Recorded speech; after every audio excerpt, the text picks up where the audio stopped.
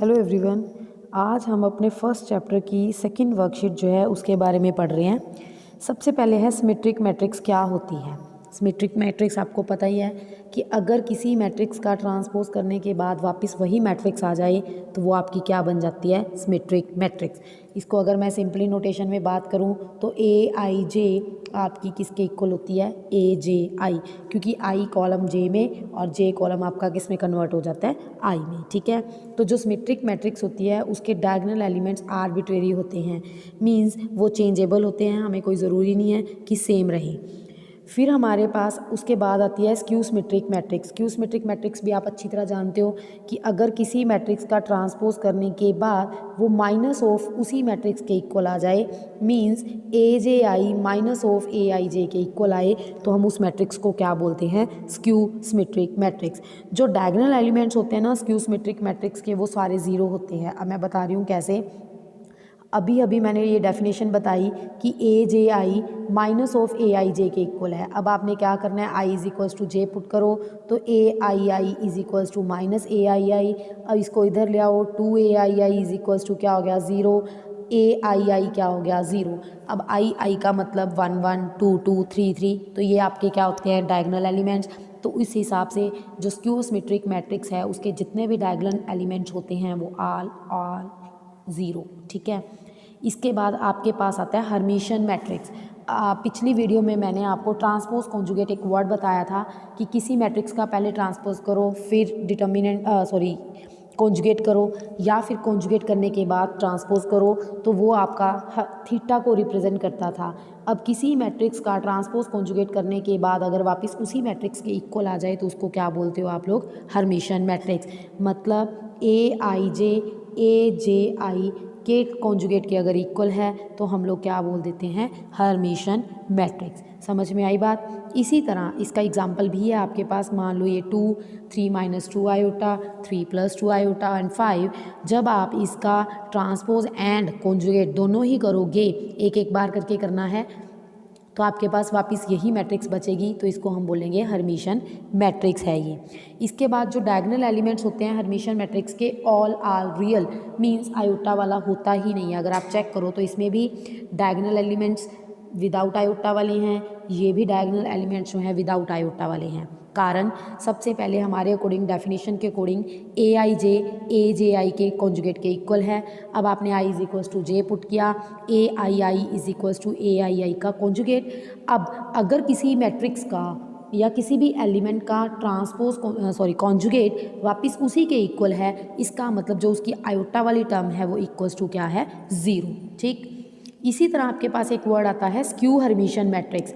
Skew Hermitian में वही होता है कि अगर आप किसी का ए थीटा कर रहे हो वो माइनस ऑफ ए के इक्वल आ जाए तो उसको हम लोग बोलते हैं स्क्यू हर्मिशियन मैट्रिक्स। ठीक है, इसके भी जो डायगोनल एलिमेंट्स हैं या तो प्योरली इमेजिनरी होते हैं या फिर ज़ीरो होते हैं। स्क्यू हर्मिशियन मैट्रिक्स के ध्यान से देखिए, इन दोनों जो डायगोनल एलिमेंट्स हैं आपका रियल पार्ट नहीं है, या तो ये है प्योरली इमेजिनरी या फिर प्योरली क्या है, ज़ीरो। चाहे इसमें चेक करो, दोनों में ही। तो सबसे पहले वही pattern, A I J minus of A J I के इक्वल है, आपने आई की जगह जे पुट किया, और तो आपने क्या करना होता है कि ए आई की जगह पे alpha plus iota beta put करो, और दूसरे में इसका कॉन्जुगेट। अगर आप चेक करोगे तो अल्फ़ा की वैल्यू क्या आ गई आपकी, ज़ीरो। अगर अल्फ़ा की वैल्यू ज़ीरो आ जाती है तो इसका मतलब जो इसके डायगोनल एलिमेंट्स है उसमें बीटा ही रहेगा, अल्फ़ा नहीं बचेगा। तो यहाँ से आपकी डेफिनेशन जो है कंप्लीट। इसके बाद अब आपके पास थ्योरम आ रही है। First example, A B are symmetric matrices. Prove करना है ए बी सिमेट्रिक कब होगी, जब A B is equals to क्या रहेगा, ए बी ए। सबसे पहले आपने सिमेट्रिक की डेफिनेशन लगा दी कि A transpose equals to A है, B transpose equals to B है। अब हमने ए बी को बी के इक्वल प्रूफ करवाना है। तो जब हमें ये बोला हुआ है कि ए बी सिमेट्रिक है तो हमारे अकॉर्डिंग ए बी का ट्रांसपोज ए बी के इक्वल। अब ए बी ट्रांसपोज कैसे खुलता है, रिवर्स ऑर्डर में, बी ट्रांसपोज ए ट्रांसपोज। अब बी का ट्रांसपोज बी के इक्वल, ए का ट्रांसपोज ए के इक्वल, तो B A is equals to क्या आ गया, ए बी। अब सफिशिएंट कंडीशन कर रहे हैं हम लोग। अब ए बी ट्रांसपोज हमारे according B transpose A transpose, और बी ट्रांसपोज बी ए हमारे अकॉर्डिंग किसके इक्वल दिया हुआ है, ए बी के, तो A B transpose equals to क्या आ गया आपके पास, ए बी। तो इसका मतलब इसको क्या होना पड़ेगा, सिमेट्रिक। उसके बाद अब आपको ए स्क्वायर मैट्रिक्स दी है, आपने ये शो करना है कि ए प्लस ए ट्रांसपोज सिमेट्रिक है। जब आपने किसी को भी सिमेट्रिक या स्क्यू सिमेट्रिक प्रूफ करवाना है तो सबसे पहले उसका ट्रांसपोज लो, ट्रांसपोज खोलो, हमारे अकॉर्डिंग वो इक्वल आना चाहिए। अब ए प्लस ए ट्रांसपोज का होल ट्रांसपोज जब आप खोलोगे तो ए ट्रांसपोज प्लस ट्रांसपोज का ट्रांसपोज, आज की फर्स्ट वीडियो में मैंने ट्रांसपोज का ट्रांसपोज अभी बताया था कि वो ए है। तो जब आपने इसको चेक किया ए प्लस ए ट्रांसपोज, इसको आप ए प्लस ए ट्रांसपोज भी लिख सकते हो, मीन्स दोनों सेम आ गए तो वो क्या हो जाता है, सिमेट्रिक। इसी तरह माइनस में वो स्क्यू सिमेट्रिक होगा, क्योंकि माइनस जो है वो आपका क्या आएगा, कॉमन। ए प्लस ए थीटा हर्मिशन। अब ट्रांसपोज जहाँ जैसे ट्रांसपोज लगा रहे थे वैसे ही आपने क्या लगाना है, थीटा, मीन्स ट्रांसपोज कॉन्जुगेट, तब भी वो सेम रहेगा। इसी तरह माइनस में वो क्या हो जाएगा, स्क्यू हर्मिशन। थर्ड एग्जांपल है value of determinant of skew symmetric matrix of odd order. मतलब अगर आपके पास 3/3 ऑर्डर की कोई मैट्रिक्स है तो उसका डिटर्मिनेंट क्या होगा, 0। अब जो है आपके पास स्क्यू सिमेट्रिक है मींस मैट्रिक का ट्रांसपोज इक्वल्स टू क्या है, -a। दोनों तरफ डिटर्मिनेंट ले दो। अभी बताया मैंने डिटर्मिनेंट के अंदर कोई भी कांस्टेंट वैल्यू आए तो उसकी पावर क्या लग जाती है, n। अब हम यहाँ पे यही कह रहे हैं कि अगर n ओड है मींस n की वैल्यू 1 3 5 समथिंग है, तो ये इधर आके 2 डिटर्मिनेंट ऑफ a हो जाएगा। उस हिसाब से determinant of a equals to क्या आ गया आपका, 0। इस तरह से फोर्थ है show that every square matrix can be expressed in an one and one way as sum of symmetric and skew symmetric matrix, कि किसी मैट्रिक्स को आप sum of symmetric and skew symmetric form में लिख सकते हो। तो इसके लिए यहाँ पे आपको बता दूँ, आपने +2 में क्वेश्चंस काफ़ी सोल्व किए थे बट इसका प्रूफ नहीं किया था, तो अब हम यहाँ पे प्रूफ भी करेंगे। प्रूफ करने के लिए क्या करना है, सबसे पहले आपने ए स्क्वायर मैट्रिक्स लेनी है। अब क्या करना है, ध्यान से सुनिए, इसके लिए मैं बता दूं आपको, यहाँ पे पूरा सॉल्व नहीं किया हुआ। तो यहाँ पे हम लोग जैसे आपको ए दिया हुआ था, आपने 2 से मल्टीप्लाई 2 से डिवाइड किया। अब इस 2a को आपने a प्लस ए लिखना है और अपनी तरफ से a transpose add and subtract करना है। अब a प्लस ए ट्रांसपोज अलग कर लो, a माइनस ए ट्रांसपोज अलग कर लो।